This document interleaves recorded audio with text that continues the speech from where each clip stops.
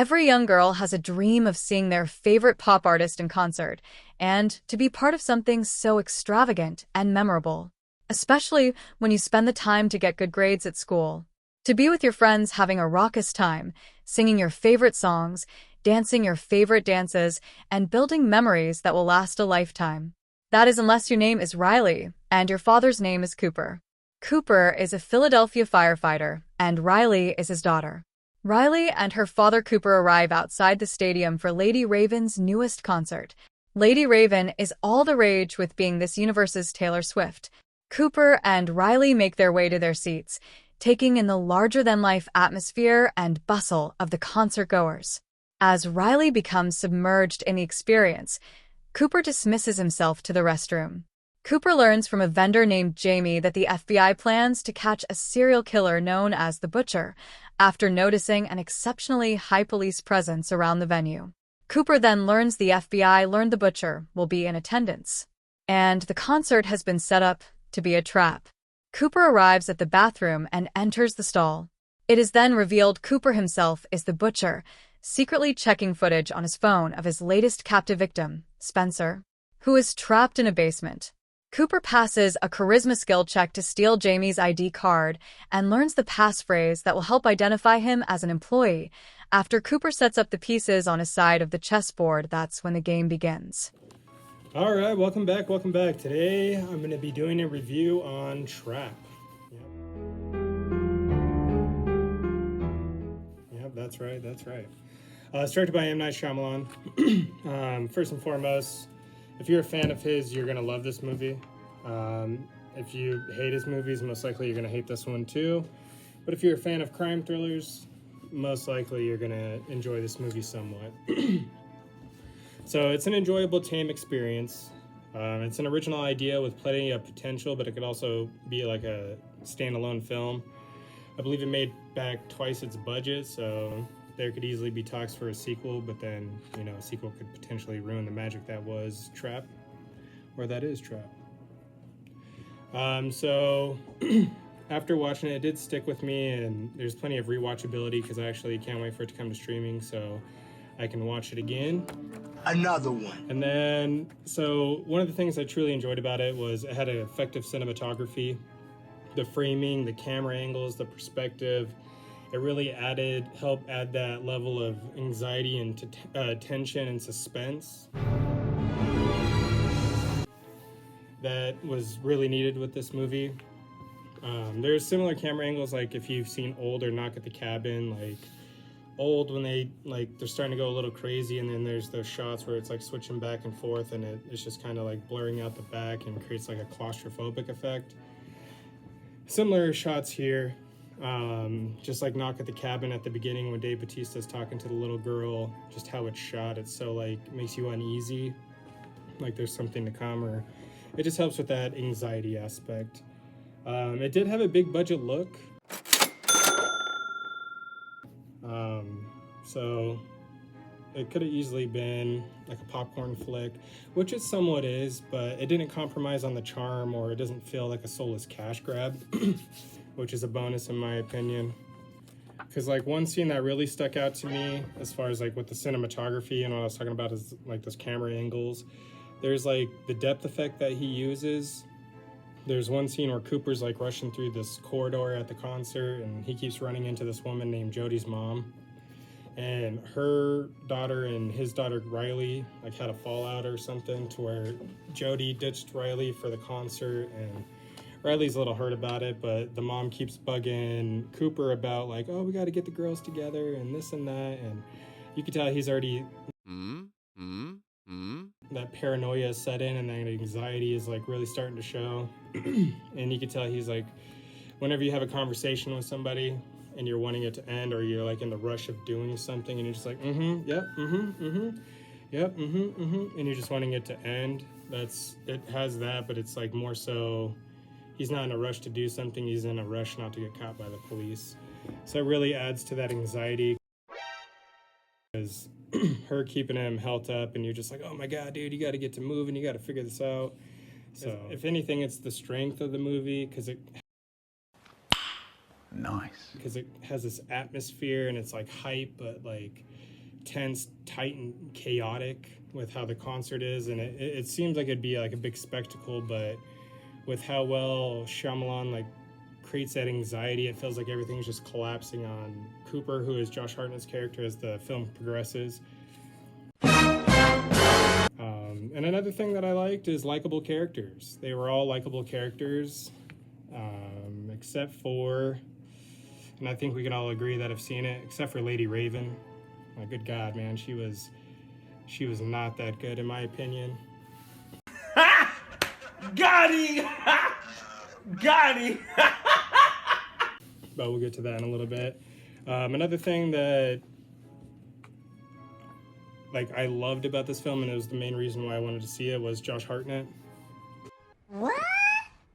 I know some people didn't necessarily like his performance, or they couldn't suspend their disbelief enough to be able to like see him as this kind of character.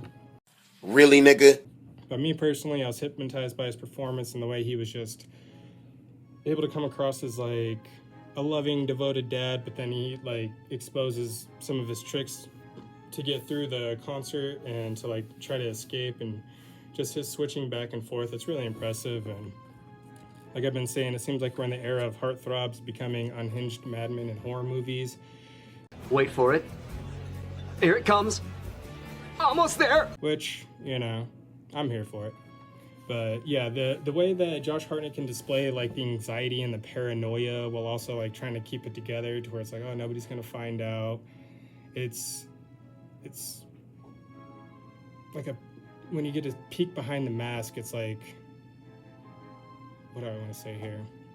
Like, it makes your skin crawl. You're just kind of like, how can someone be this calculated and, you know, just be able to pull off that, oh, I'm a good guy, I'm a dad, you know, I'm a family man, which it plays into the movie later on, and it's pretty awesome. Oh my God! So Cooper's reactions, they're far from like stereotypical or cliche. He like, just the way he keeps his composure, and he's like, where other characters you'd expect them to snap, and even if he's at his snapping point, he's still controlled and calculated, and it's a nice subversion, because instead of, you know, like Sorority Row at the end of that, when I don't really care about spoilers, so if you guys plan on seeing that, I would tune out now. It's been out for a while, but Really, nigga? like at the end when the boyfriend just goes psycho and you're just kind of like, dude, there's really nothing leading to this, and you were like the mild-mannered guy, and of course you're gonna go psycho because, you know, mommy issues or whatever. Whoa, calm down, Jamal. Don't pull out the 9. With this here, you could tell he's a different kind of character. He's a like from the same mold, but he broke the mold, you know, which I enjoy a lot. Another thing is the pacing, in my opinion. The third act is a little slow, but we'll get to that here in just a little bit. Gay! But the tension that the pacing creates, because as soon as it starts pretty quick, like as far as the tension and being on the edge of your seat, or experiencing like that paranoia that he experiences, because Enemy spotted. as the film goes on, you can see in the background that police are searching the audience. Like every grown male, they're pulling him away and they're getting closer and closer to him. So it's like the movie's winding down. It's, you know, it's like a bit of foreshadowing or whatever. But, so another thing that I really liked about this movie was Josh Hartnett. I know some people didn't necessarily, hold on 1 second, hydration break. So I know some people didn't necessarily like his performance, or it wasn't believable for them. I completely understand, but for me, it was the opposite side of the coin. I was completely hypnotized the whole time, and growing up as a Josh Hartnett fan, you know, the only real movie that he played as like an evil character was that movie O, but I don't think anybody really watches that movie. But outside of that, he was like the mysterious heartthrob or the troublemaker, or, you know, a funny guy. So seeing him in this, it was pretty awesome to see, and just how well he adapted to the character. Ooh, that's a good one. And because it seems like we're in a time, I know I keep saying this, we seem like we're in a time where all the heartthrobs from like the 90s, 2000s are becoming unhinged madmen in horror, and I'm completely here for it. So the way that Josh Hartnett, he's able to display the anxiety and paranoia when you get little glimpses, little peeks behind the mask, he does tremendous, because you could tell he just wants to like let the tiger out of the cage, but he's like, no, he keeps it, he pulls it back, and his reactions are far from like cliche or stereotypical where, you know, he even if he's at the point of snapping, he's still controlled and calculated, not like that movie Sorority Row. That's just one of the ones that come to my mind where at the end, spoiler alert, Really, nigga? when the boyfriend like snaps and just goes completely crazy, and then it's like almost comical in a way. With Josh Hartnett, he does very well, and just how different his character is and how easily it could have been stereotypical or, oh, you know, here comes this moment. He puts on that extra like morbid charisma whenever he turns it on. And then the pacing is another thing that's great in my opinion. Yeah, it does have a slow third act, and we'll get to that. But the way it builds up the tension, the suspense, and like the paranoia, because like I guess it might be a minor spoiler. Really, nigga? But as like the concert's going on, he's trying to figure out the best way to escape. You can see that the police in the background are going through the crowd, and any grown men, they're like pulling them off to the side to make sure that they're not the butcher, which only adds, it's kind of like a timer for the movie, so you know we're about to get closer and closer to the end, but it helps with that anxiety and the tension, and on the edge of your seat, you're just like, come on, man, you gotta figure this out. But like I was saying, the third act, it does have a long end, this movie, and they just delay the inevitable. But once it gets started, you're on the edge of your seat, you know, due to the suspense, and I loved every minute of it for the most part. And then another thing is the twist. The twist is very humble. What do you mean by that? It's not like extravagant or anything, and it's truly like key to the story, because it's the catalyst for the entire movie, for this whole shebang. So I think it's a great twist. It's like I said, it's nothing like extravagant, but it's not a twist for twist's sake. And it seems like he's taken some criticism seriously, because lately his efforts as far as like a twist go have been substantial twists, like Knock at the Cabin, incoming spoiler. Really, nigga? Yeah, and the twist is there's no twist. So that's still even a twist, but it's effective because he knew everybody was expecting something crazy, but he's like, well, what if I just give it to you straight up? And then, you know, he did. So it seems like as we go on, his endings are going to get a lot better. He just needs to work on that damn timing and cut it, you know? It doesn't need to be like a 5-minute, 7-minute ending, which I may be exaggerating, but that's how I felt. So, because like me personally, I thought the twist was going to be that Riley and Cooper were going to the concert to kidnap Lady Raven for Riley's like first victim. I know it sounds cuckoo, right? But I was expecting something like that, but something more mild-mannered was actually far more effective, in my opinion. And then another thing about the twist, I'm not going to say, because you guys, if you're an M. Night Shyamalan fan, you need to go see this if you haven't. But the twist, I'm kind of eager to see what happens, because it'll have like a ripple effect through the rest of the family. And I want to kind of see the ramifications of that, so if they do a sequel, that's something that they could easily do. And I think it would be fairly interesting. Could be wrong, but I think it'd be interesting. So the dialogue, it's sharp, you know, and it's fun, sometimes a little too on the nose, but there's not a lot of exposition dumps, because speaking of a Shyamalan, The Watchers, man, that movie, that dialogue is purely like exposition dumps. It's fucking crazy.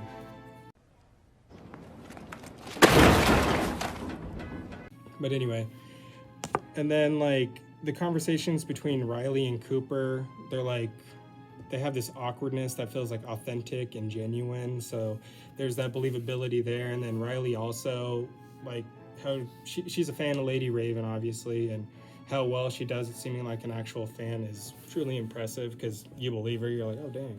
You know, you start to think that, is this person, you know, a real person? And then when it gets closer to the end of the movie, Josh Hartnett, Cooper, his dialogue is like terrifyingly effective, and the way he just keeps his composure, like it just makes it that much more intimidating. Because it's to that point where you're like, okay, maybe I want you to freak out. Maybe I want you to snap. That's more predictable. This here, it seems a little just too unpredictable, and you don't know what's coming next. And just how well he does that is, man, bone chilling. So we're gonna get to the negatives now, because I want to be fair.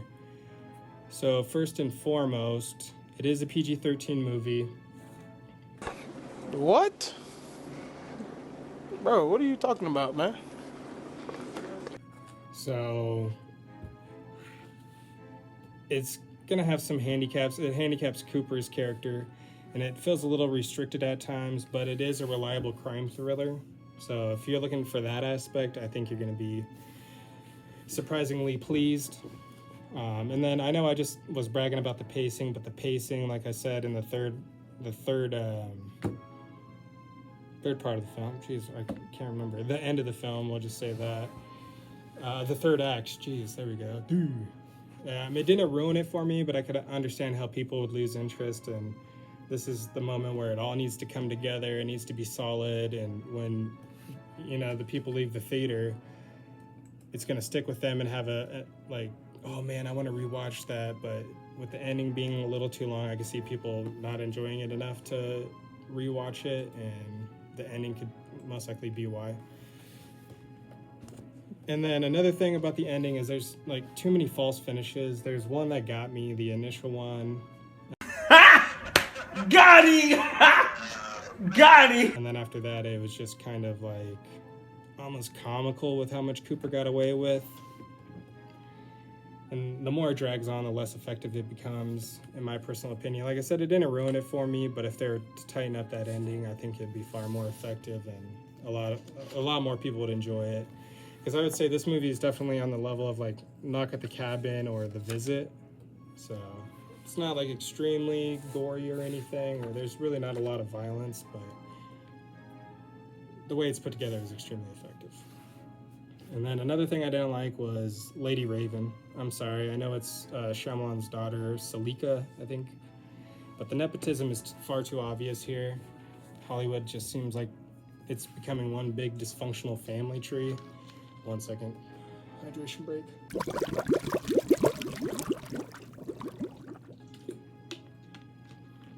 And she does put in an effort, but there's this inability of hers to be able to carry a scene with any emotion. It doesn't come off natural, and it's like jarring when her and, small spoiler, Really, nigga? Hartnett interact with each other. You could just tell they're like leagues apart, and there's levels to this, as they would say. Okay. But, I mean, she tries to be emotional, but I feel like if she had less screen time, her character would be far more effective. But towards the end, the nepotism becomes, like, apparent with how much screen time she gets, and it's kind of, like, contrived because there's really no need for her to be at the end of the film. I think her daughter, or Cooper's daughter, would have been far more effective as far as wrapping up the movie. Yo, the sign is real simple, B. It says wrap it up. Wrap that shit up, B. But anyway, let me quit all this yip-yapping and jaw-jacking and all that stuff. So overall, if you're a fan of M. Night Shyamalan, you're going to enjoy this movie. If you enjoyed Knock at the Cabin, Visit, even Village. If you enjoyed stuff like that, I think you're really going to enjoy this film. It's nothing spectacular, but it is an enjoyable experience. And as far as the ratings go, I would definitely give it a 3 out of 5 monkey paws. It's, like I said, it's enjoyable. It's going to leave you wanting seconds. And like I said, if you're a fan, you're probably going to rewatch this movie like crazy, because I know I am. Once it comes to streaming, it's on. So, to my viewers, appreciate you guys. To my subscribers, love you guys. And and as always, stay spooky.